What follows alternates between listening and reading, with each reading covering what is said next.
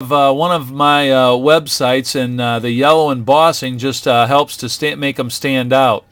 Now that's your Auto Trader on the left and your Cars.com on the right. You notice I got the bright yellow there. Again, that's just kind of make it stick out and be eye-catching. Make an impact. You can emboss them photos with the optional equipment. Know what to say, but more importantly, where to say it.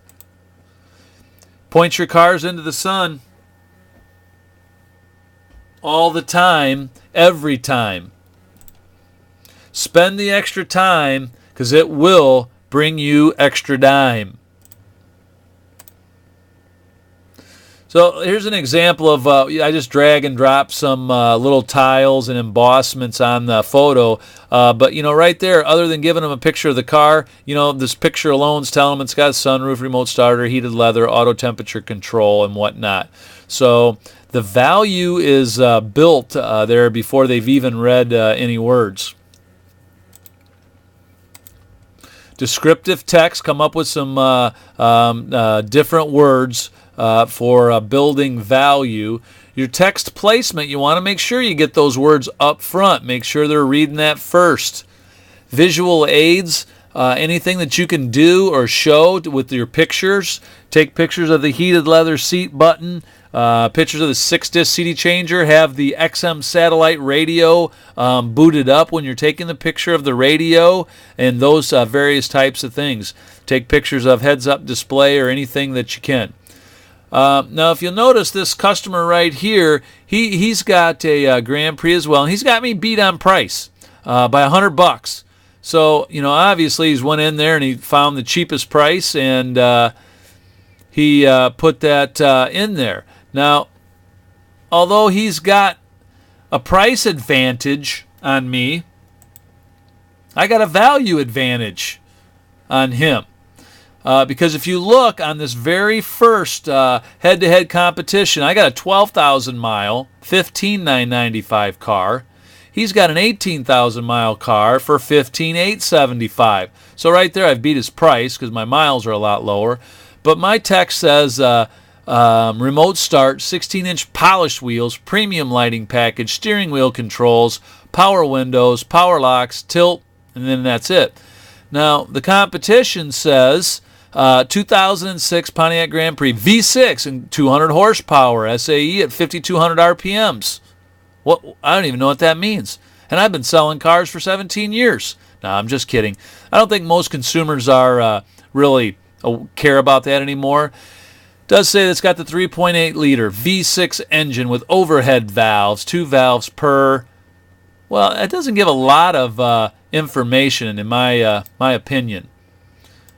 So these are some head-to-head competitions that you can do with Auto Trader and Cars.com as a consumer. You can save vehicles, put them side by side. So I recommend that you do that. Take a couple of your cars, do side-by-side comparisons. Think like a shopper, okay? Now this is real key. If you take several things away from this seminar, it will pay for itself. And this little statement here, if you think of yourself as an ad designer before you're a car salesman, I think you'll have more opportunities to close cars. If you're not putting your data in, get in there and look what they're doing for you. Are they doing a better job than the guy down the street? Because you got to remember, if you're using a third-party source to come in and put your data in and take your pictures, what's their job? To put in the data and take the pictures as fast as possible. They're not going to spend any extra time. They're not going to find any tricks. They're not going to do anything extra. Now, this is a guy right down the street, and if you'll look, these fields aren't even populated. Not at all. Now, if you look over at my ad, it says TomSparks.com has more pictures of our used vehicles. My name is Tim Jennings. It's important that you ask for me because I'm the online sales manager. I have 15 years of automotive experience, 12 at Tom Sparks Buick. I have been the internet, and then you have to click on for more details. The guy down the street doesn't have anything there. Wasted space, and all it is typing a few paragraphs. Now, one thing you can do to build value is is get a build sheet or an invoice or anything from the manufacturer that can help you get some verbiage, some high dollar, high text valued words. Now, this Grand Prix is a fleet. It's a Hertz rental car. But if you'll look and dig a little deeper, okay, it's telling us it's got remote start. It's got a preferred package. It's got alloy wheels. It's got a trip computer, 6-speaker sound system, premium lighting package, enhanced traction control system, remote start.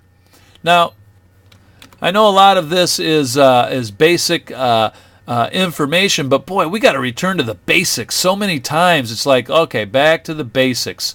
And that's what this is.